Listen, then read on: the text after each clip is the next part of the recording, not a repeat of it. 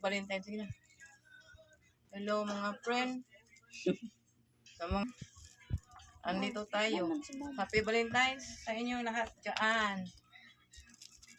Ito yung lutuin natin para sa ating mga mahal sa buhayan. Lagyan natin ng paminta. At saka ito, tapos i-marinate natin. Tsaka lagyan natin ng iring.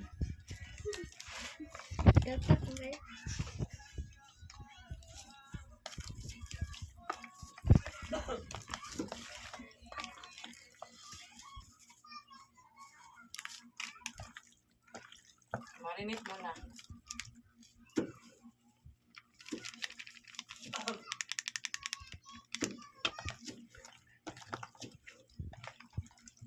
Ang pangsahog ng ating ano, yung squid.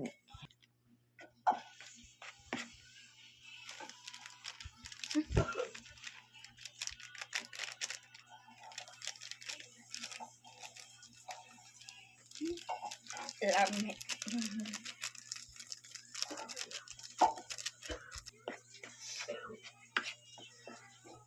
Hindi ka, Day. Wala lang ako sa palapad.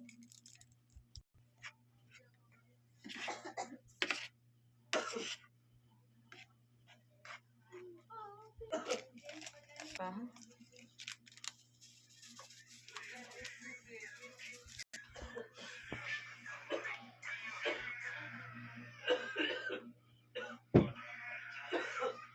Sige, magsimula na sila pinagpipila. Uka-uka. Sige. Ano? Ayun, ano.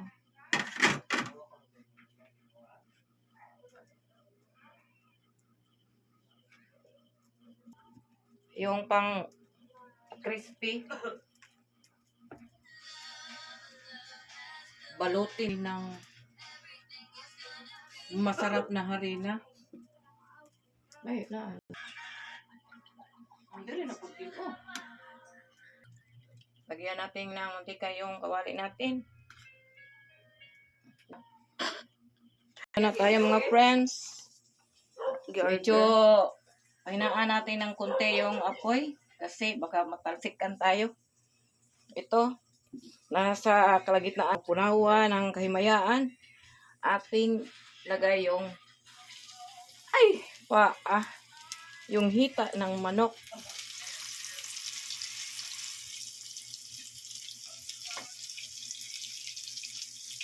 Pasensya na kayo at magtatagalig kasi ako ngayon dahil hindi kasi maintindihan ng mga followers ko pag nagbibisaya ako.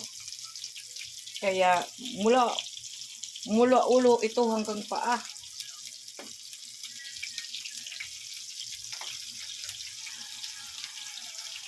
Ng chicken ito. Okay.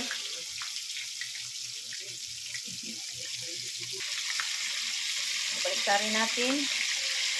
Yung medyo brownish lang. Para magandang tingnan.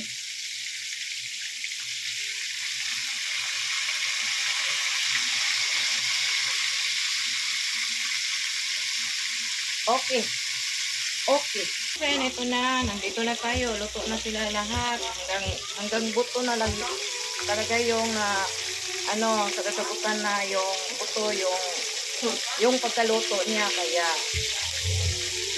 kailangan na natin siya ihaon sa apoy o sa mantika.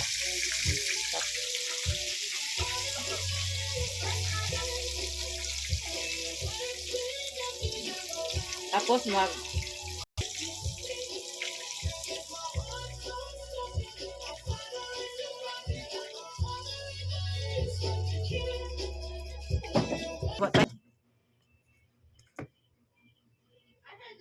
lagyan natin ng tubig yung kawali. Okay, ganyan lang. Kunti lang. Yung sa, sakto lang sa gravy. Ilagay natin bago uminit yung mantika at saka, yung water niya. Huwag natin hayaan na maging talaga. Kasi magbutil-butil yung gravy natin.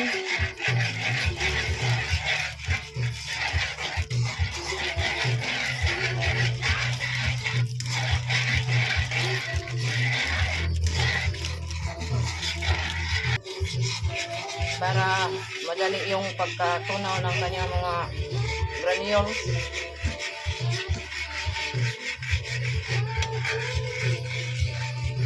Lagyan natin ng paminta. Ito, paminta to.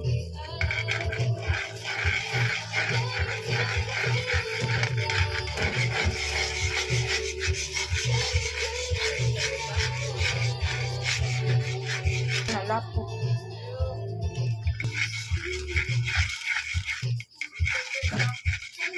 Dula ka rin sa lahat. Bixen doon na. So, nilagyan ko ng kunting water para hindi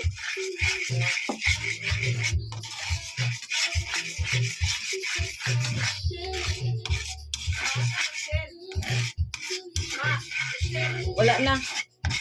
Wala na. Magic sarap. Magic sarap na lang. 7. Lagyan natin ng kunti na pampalasa.